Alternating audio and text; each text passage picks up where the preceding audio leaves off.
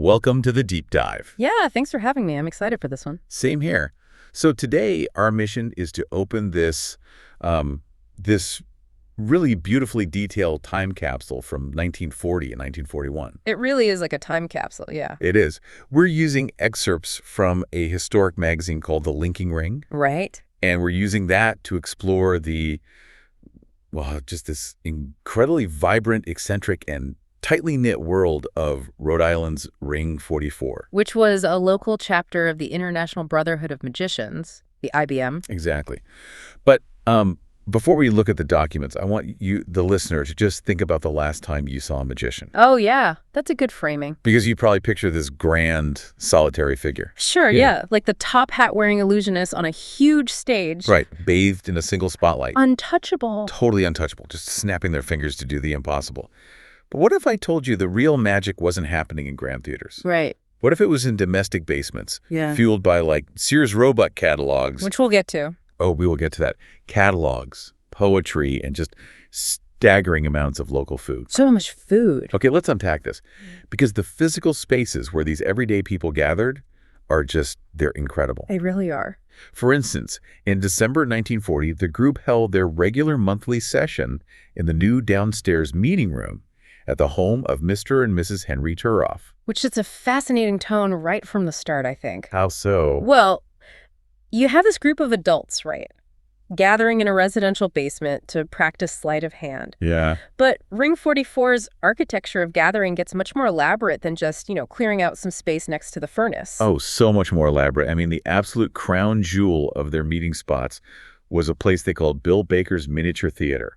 I love this detail. It's wild. Bill Baker was a past president of the Ring, and he and his wife literally built a fully equipped private theater inside their home. On Observatory Avenue, right? Yes, in North Providence. Mm-hmm. And I'm not talking about like a raised wooden pallet in the corner. Yep. It had a real stage. Right. Had working draw curtains. It had actual footlights. The level of commitment there is just astounding. It's crazy. I mean, building a dedicated theatrical infrastructure inside your own home for a niche hobby group, it really speaks to a profound dedication to the craft. It really does. The best analogy I can think of to describe it to you is it's like one of those modern hyper-nerdy man caves. Oh, totally. Or maybe like a DIY basement comedy club that a passionate stand-up comedian might build today, Right, right. It requires an unwavering, almost obsessive dedication. It's a sanctuary built entirely out of love for the art form. Absolutely. And week after week, close to 30 people would pack into this subterranean space. Just hanging out in the basement. Yeah. But here is the wild part. This tiny DIY basement stage also hosted absolute global royalty. Which is just the intersection of the amateur and the professional worlds in this era is really striking. Let's talk about the big event of December 1940. Dante the Magician came to Providence to play the Playhouse Theater. Right. Now, for context, Dante was a monumental international superstar at the time. Huge. He was absolutely huge. Right. And it was his first time performing a full-length show in the city in 14 years, so the local papers were in an absolute frenzy. Oh, I bet. The mayor of Providence, John F. Collins, actually presented Dante with the key to the city. Wow. Yeah. But the mayor made this great hesitant joke during the ceremony. He said he was nervous about handing the key over because if Dante can make men and women disappear on stage, what on earth is he going to do to the key to the city? That's great. It was treated as a major civic event, Definitely. The Linking Ring actually notes that Providence hadn't seen a full-length magic performance of that caliber since the days of Thurston and Houdini. Exactly. Yeah. So Dante is essentially untouchable. But after his Thursday night performance, where does he go? The basement. The basement. The members of Ring 44 bring Dante, his illusionista, like his chief assistant, Miss Moyo Miller, and even their chauffeur. They brought the chauffeur. They brought the chauffeur straight to Bill Baker's Miniature Theater for a reception. That is just so charming. And Ring 44's president, Jack Davis, presents Dante with this beautiful wand. It's coiled with a silver serpent and engraved with his name. Wow. And then the global superstar Dante and local hobbyist Bill Baker actually get up and perform a comedy egg bag act together on that tiny basement stage. What's fascinating here is this symbiotic relationship between these local amateur clubs and the global touring acts. How do you mean? Well, if we think about it like baseball, right? Local chapters like Ring 44 were the minor league farm system, and the super fans all rolled into one. Oh, that's a good way to put it. Yeah. The touring professionals brought the glamour and the public validation of magic as a real art form. Sure. But the local clubs were the grassroots foundation. I mean, they bought the tickets, they created the regional buzz. Right, they hyped it up. Exactly. And in return, they treated visiting professionals like visiting royalty. I love that image, but let me push back a bit. Okay, go for it. If I'm Dante, right, Mm-hmm. I'm playing to thousands at the Playhouse Theater, getting the key to the city from the mayor. Yeah. Why do I care about 30 hobbyists in a basement? Does he really need their validation? Well, he doesn't need their public validation, but he craves their fluency. Fluency. Yeah. Dante was celebrated worldwide, but mostly by people who had no idea what he was actually doing. Oh, I see. In Baker's basement, he was among peers who understood the exact mechanics, the grueling practice, and, the deep history of his life's work. That makes a lot of sense. Take that comedy egg bag act you mentioned. Right. For those who don't know, it's a classic routine involving a simple cloth bag and an egg that repeatedly vanishes and reappears. Right, which on paper it sounds almost childish. It does. It really does. But the real trick isn't the egg. It's the pacing. Interesting. It relies entirely on frustrating the audience's expectations, pretending to fail, and outsmarting the spectator's smugness. Oh, so it's a psychological game. Totally. Watching a global superstar execute that precise psychological rhythm alongside a local hobbyist in a basement highlights how magic is truly about a shared unspoken language. It's the equivalent of, like, Taylor Swift showing up to a local superfan's basement to play a casual acoustic set just because they both love the mechanics of songwriting. That is exactly what it is. It's such a beautiful image, and moving pictures, like actual film, was taken of this event, capturing this glittering star eating food prepared by Mrs. Baker. Amazing. But of course, Dante was only visiting. He moved on to the next city. Yeah.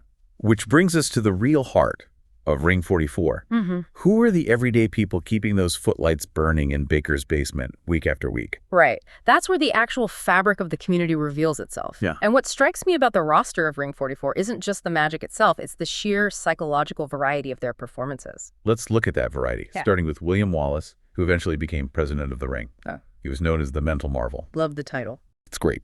In one meeting, he handed an audience member a packet of 26 cards. As the person called out a card, Wallace assigned it a number from 1 to 26, which was written on a blackboard behind him. Okay. The report stressed that no mirrors were used. He just perfectly recalled every single card and its corresponding number without a moment's hesitation. Wow. And later, he performed a memory test using 4 sprawling Sears Roebuck catalogs. That is, 4 catalogs. 4 of them. How do you even train your brain to memorize 4 catalogs? It requires a grueling technique often called a memory palace or a PEG system. The PEG system? Yeah, where you mentally link abstract data like, say, the price of a bicycle on page 412 to a vivid visual image in your mind. Oh, wow. Yeah, it's a feat of pure mental conditioning. And contrast that internal invisible effort with the pure visual spectacle of someone like Bill Satchel. Oh, Satchel, he was a completely different flavor of performer. He built his own props, including this large mechanical square clock. When spoken to, the clock's hand would spin to any number called out, and it would even answer yes or no to questions from the audience. He was basically building early automata. Exactly. He'd also vanish salt into a handkerchief, only to have it reappear. Classic. And in another meeting, he produced a live goldfish from a glass case just by removing a foulard, like a silk cloth, from over it. Which is a masterclass in physical misdirection. How does that even work? Well, to produce a live fish, you typically have a specially sealed glass bowl hidden in your clothing or, behind a table drape. Right. And it's sealed with a rubber cover to maintain the water tension. Cool. Under the cover of the silk foulard, you're stealthily peeling the rubber away and introducing the bowl. Wow. It's entirely about smooth, fluid motion while forcing the audience to look everywhere except where your hands actually are.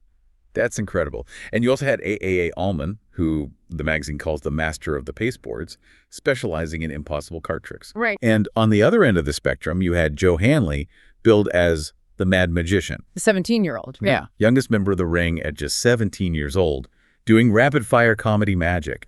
And we also see the significant contributions of women in this space, not just as hostesses, but as skilled performers. Yes, absolutely. Mrs. E. Ingram performed professionally under the name Madame Murney. The reports specifically highlight her unusual deftness with troublewit. Okay, I had to look that up. It's such a strange name. It really is. Troublewit actually dates back to the 17th century. Oh, really? Yeah. It's a single, long piece of paper that is heavily scored and pleated. Like origami. Sort of, but faster. As she manipulates and folds it at lightning speed, it snaps into dozens of different shapes. A ship's wheel, a mushroom, a church window. Oh, wow. It's essentially visual jazz. Visual jazz, I like that. It's a fantastic, eclectic cast of characters. Definitely. But I have to bring up Uncle John Davidson. Oh, right, Uncle John. At one of the meetings, he was recovering from a recent illness, and he actually closed out a night of magic, not by pulling a rabbit out of a hat, but by reciting poetry. Right. He delivered a dramatic rendition of a piece called St. Peter at the Gate, and another called The Negro Funeral. Yeah. Which makes me want to pause and push back on this whole premise. Okay, let's hear it. Wait a minute. Memorizing a Sears catalog, reciting poetry, a talking wooden clock. Yeah. How does any of that qualify as a magic show? This raises an important question about how we historically categorize entertainment. Okay. If you look at the broader definition of performance in the 1940s, it wasn't just rigid, large-scale stage illusions. Right, it wasn't just sawing someone in half. Exactly. These local ring meetings were essentially intimate vaudeville and parlor variety shows. The boundaries between mentalism, storytelling, mechanical novelties, and pure sleight of hand were incredibly fluid. I'm trying to wrap my head around that. Are you saying the psychology behind a plot twist in a poem is activating the exact same part of the brain as watching a coin vanish? That is precisely it. Because if so, that completely redefines what a magician actually is. It really does. The goal in that basement wasn't strictly to fool the eye, it was to captivate the room. Wow. Both a dramatic poetry recitation and a vanishing coin rely heavily on timing, emotional resonance, and managing the audience's attention. That makes a lot of sense. In that era, poetry was viewed almost as an illusion of the mind. You are transporting the audience somewhere else using only your voice. That reframes everything. It wasn't a competition of who had the most expensive prop. No, not at all. There's a gathering of entertainers sharing whatever unique psychological skill they had honed that month. Exactly. And that diverse roster of performers really reflects how they treated one another off the stage, too. This was not a fiercely competitive group of oversized egos. Whoa. It was a deeply accommodating family. The logistics of their meetings really prove how much they valued inclusion over rigid structure. A perfect example of that is Father Race Night. Yes. So Ring 44 usually met on the second Friday of each month. But they had a very enthusiastic member, Father W.J. Race, who was a local priest from Woonsocket. Right. And because of his parish duties, it was impossible for him to attend Friday night meetings. Sure, he's busy. So what did the club do? They literally moved their meeting night for the month just so he could participate. That's amazing. They dubbed it Father Race Night, and it was unusually well attended. That level of structural flexibility is the hallmark of a true community. It really is. They didn't tell him, too bad, those are the rules. They bent the rules to ensure their flock stayed together. And nothing brings a flock together quite like the food. Oh, the food. We have to talk about the food. If you read these linking ring reports, the magic tricks are great. But the feasts are legendary. Truly. It seems like you couldn't do a card trick in Rhode Island without someone handing you a plate. The hospitality was clearly a point of immense pride. The regional reporters diligently detail the spreads put on by the hostesses. Yes.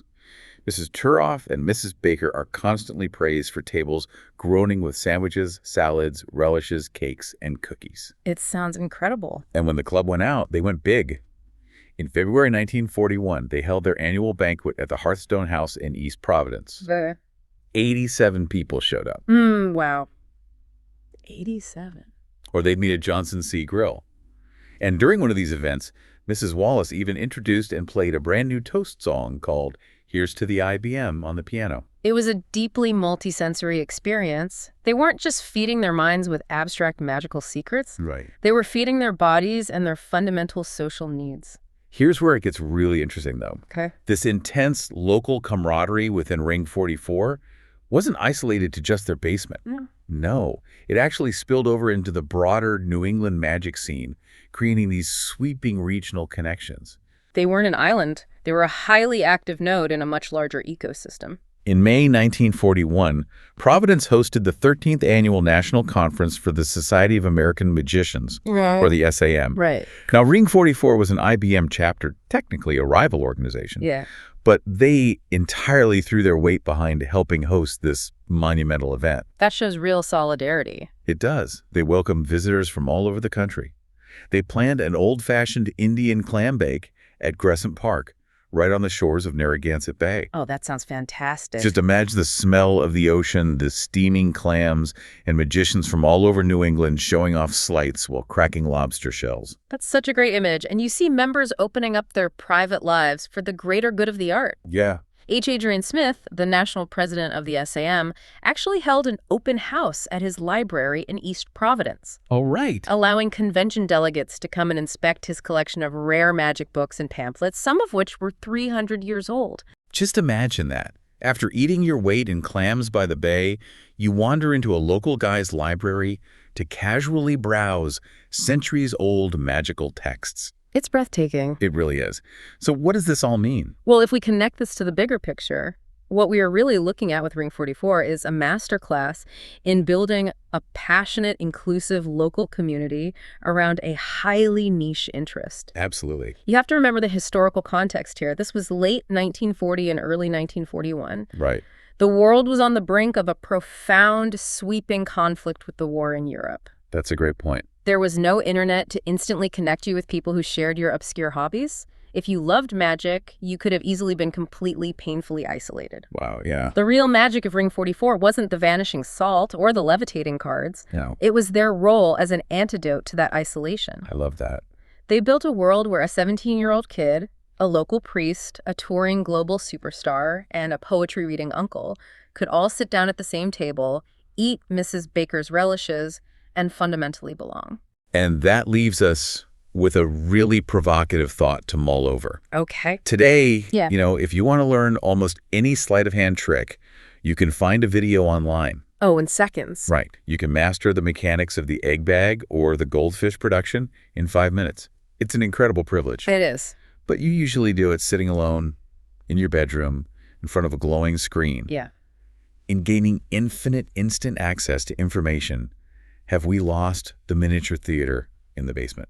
Oh, that's a tough question. Have we lost that vital, messy, food-filled human connection that made learning the magic actually matter in the first place? It's the difference between acquiring a technical skill and finding a home. I think that's the core of it, right there. Yeah. Thank you all for joining us on this deep dive into the world of Ring 44. If this sparked something for you, I highly invite you to keep exploring the history of your own local communities. You never know what you'll find. Exactly. You never know who might have been hiding a miniature theater right beneath the floorboards. Keep digging, keep discovering, and we'll see you next time.